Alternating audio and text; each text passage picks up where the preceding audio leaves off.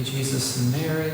Now and forever. On this feast of the Transfiguration, we're going to continue our series of reflections on Franciscan spirituality, looking at the end or the goal of our spiritual life, which is union with God, which is transfiguration or transformation, perfect transformation.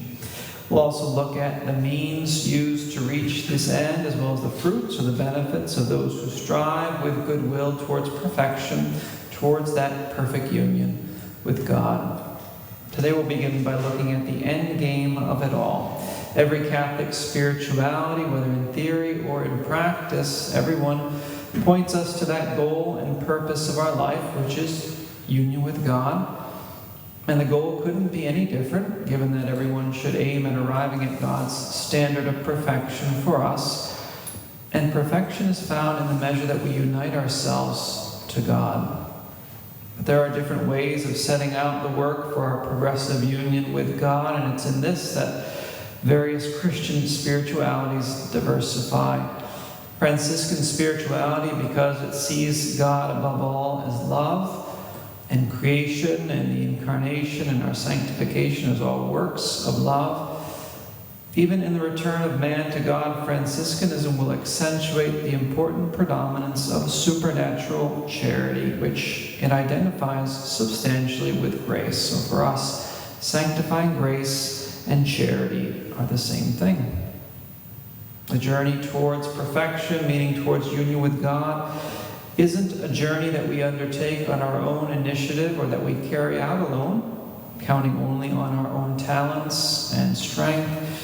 The interior life, as we like to say, is always a two-person job. It involves grace and the will.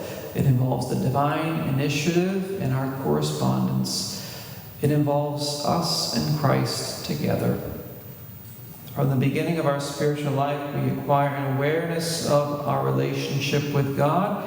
And if we decidedly orient ourselves to God, we do so with our free will, yes, but divine grace comes first. The first movement in the spiritual life is that movement of grace. It's God's movement towards us, a movement which we can choose to embrace or reject. If we say yes to God, then we grow in grace. If we resist, we render God's grace ineffective. From that first moment, a work of collaboration begins, which doesn't just have two principles on each end, meaning grace from God and free will on our part, but it also has two aspects. One, the passions need to be subjugated, they need to be subdued and tamed. Whatever obstacles there are in us to God's grace need to be overcome and removed. There needs to be renunciation, mortification, saying no to our selfish self. We need to put to death and to fight against the old man, as the apostle calls him in Romans 6:6 and Colossians 3:5. That's one aspect.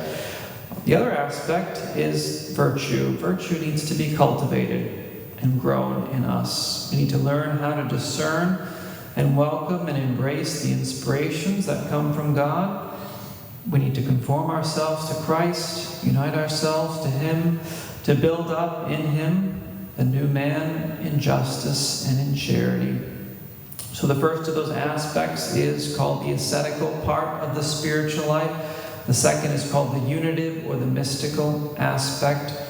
The first demands mostly negative work, the other positive work. The first requires human effort to overcome our fallen nature corrupted by sin.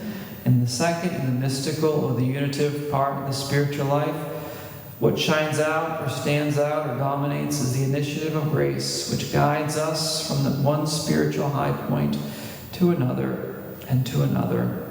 Grace, however, as we always say, is active and present from the beginning.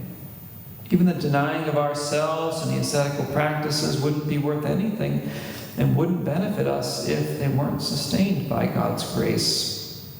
Plus, the divine inspirations we receive in the unitive or the mystical stage would remain sterile, like seeds fallen among the rocks, if without goodwill we didn't welcome them and second them by our effort.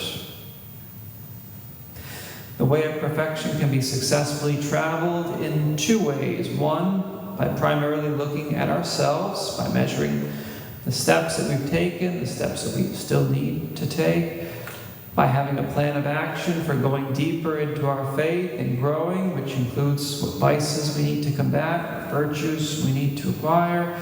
So putting a lot of focus on ourselves and on our efforts. Or two, you can travel the way of perfection primarily by having your gaze fixed in another direction, fixed upwards towards Christ, who is the ideal of every perfection. That doesn't mean that we ignore or avoid the efforts that we need to make. With intensity and in various ways, the soul has to be awake and vigilant always, and exercise its will correctly to the end of our life.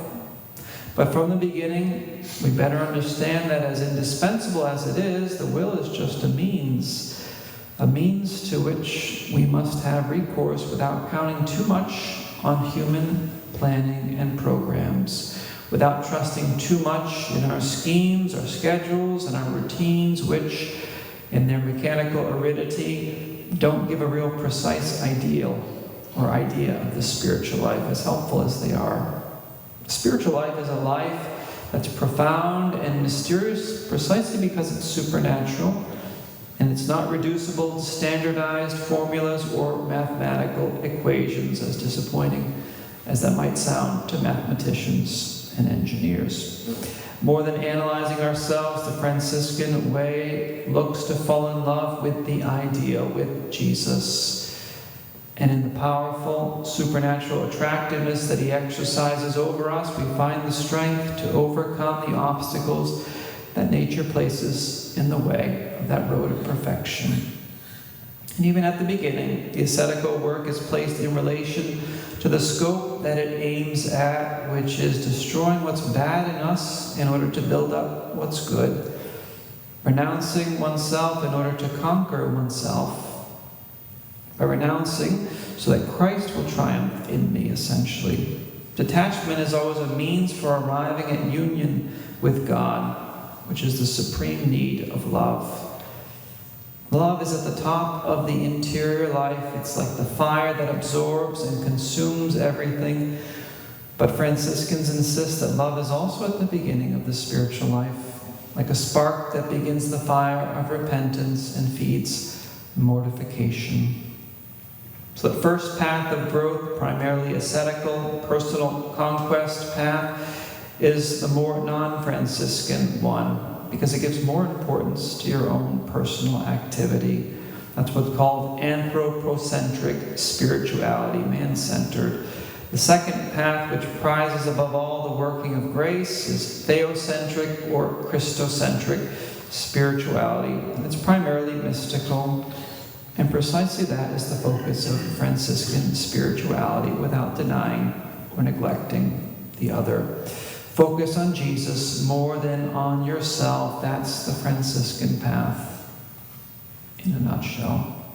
Let's ask Our Lady for the grace to embrace and to really follow that path. Praise be Jesus and Mary, now and forever.